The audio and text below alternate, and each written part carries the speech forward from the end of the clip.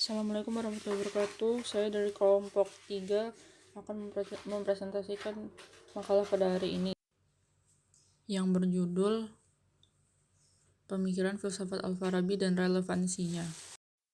Al-Farabi dan bagaimana posisinya dalam filsafat Islam. Al-Farabi mempunyai nama lengkap Muhammad bin Tarkhan Abu Nasr Al-Farabi. Ia lahir desa Wasij, kota Farab, Transoksania tahun 870 Masehi atau 258 Hijriah dan meninggal dunia pada tahun 950 Masehi atau 339 Hijriah. Pendidikan dasar Al-Farabi dimulai dengan mempelajari dasar-dasar ilmu agama dan bahasa. Ia juga mempelajari matematika dan filsafat serta melakukan perantauan untuk mendalami ilmu lainnya. Sejak muda hingga dewasa ia berkiprah dengan dunia ilmu.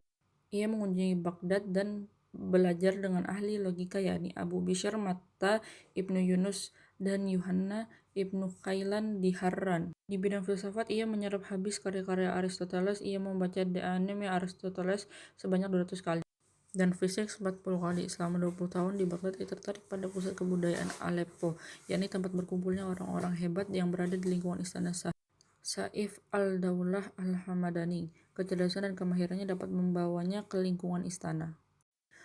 Al-Farabi dan bagaimana posisinya dalam filsafat Islam. Al-Farabi menduduki posisi yang sangat istimewa di antara filsuf muslim. Terbukti pemikirannya masih mengilhami pemikiran filsafat peripatetik lainnya.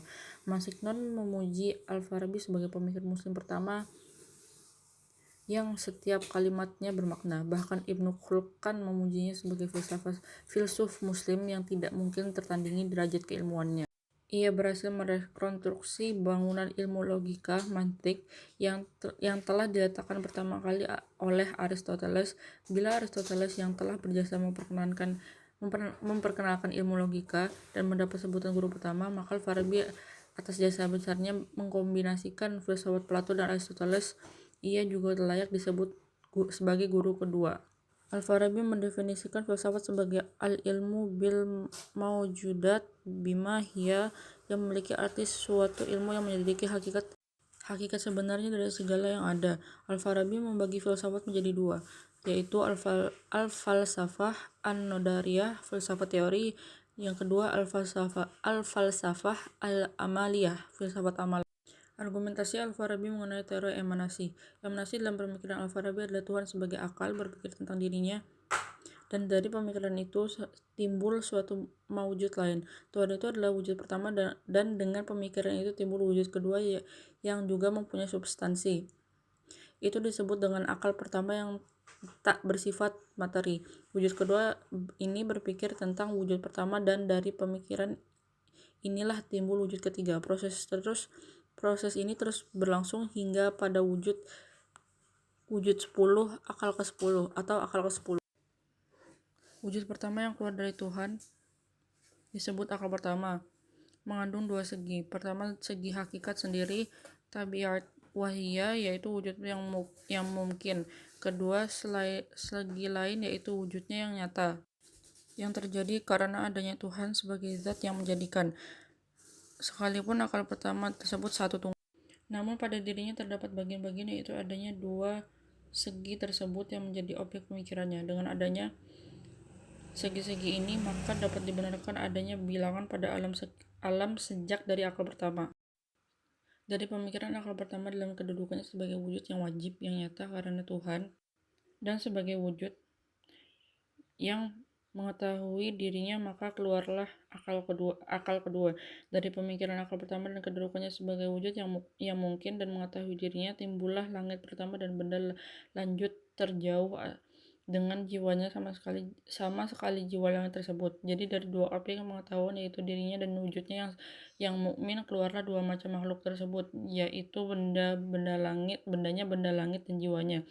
Dari akal kedua timbullah akal ketiga dan langit kedua atau bintang-bintang tetap beserta jiwa dengan cara yang sama seperti yang terjadi pada akal pertama. Dari akal ketiga keluarlah akal keempat dan planet Saturnus beserta jiwanya, dan akal keempat keluarlah yang kelima dan planet beserta jiwanya, dan akal kelima keluarlah akal keenam dan planet Mars beserta jiwanya, dan akal ke-6 keluarlah akal ke-7 matahari beserta jiwanya, dan akal ke-7 keluarlah akal ke-8 dan planet Venus beserta jiwanya, dan akal ke-8 keluarlah ke-9 dengan planet Mars beserta jiwanya, dan akal ke-9 keluarlah yang ke-10 dan bulan Qamar, dan dengan demikian maka dari satu akal keluarlah satu akal dan satu planet beserta jiwanya. Signifikansi dari gagasan Al-Farabi. Akal dalam pemikiran filsafat Al-Farabi menempati tempat istimewa sebagai pangkal epistemologinya, termasuk filsafat metafisika yang berhubungan dengan penciptaan. Konsep akal ini erat kaitannya dengan teori kenabian, di mana akal nabi mampu berhubungan dengan akal ke-10 untuk mendapatkan gambaran ada dari yang abstrak berupa pengetahuan. Secara garis besarnya, akal menurut Al-Farabi dibagi menjadi dua, yaitu akal praktis yang berfungsi menyelesaikan hal teknis dan keterampilan, dan akal teoritis yang membantu jiwa mendapatkan inspirasi atau ilham dari akal teoritis tersebut. Ia mampu menangkap konsep yang tak bermateri.